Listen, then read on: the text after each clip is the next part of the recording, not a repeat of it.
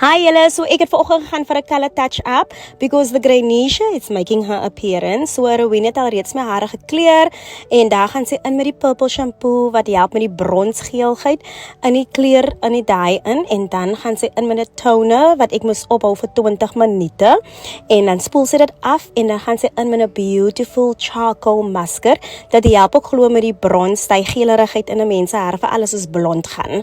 En toe sy klaar is, so spoel sy dit af en daar bevind ek alweer van my op die stoel, heat protection baie belangrik. So sy gaan nou eers my hare lekker uitblou en dan gaan sy dit flat iron. Ons het dit nou reeds bespreek dat my Botox treatment, het is nou currently due van die 3 maande, maak Vrydag klaar.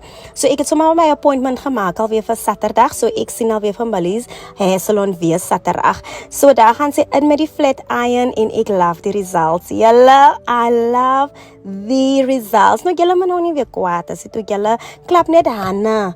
Klap net hande want jou beerd gaan ook kom. Ek verklaar dit sommer oor julle. Baie dankie Millie's Hair Salon en Rowena. Ek love dit. Ek sien julle weer Saterdag. God bless you.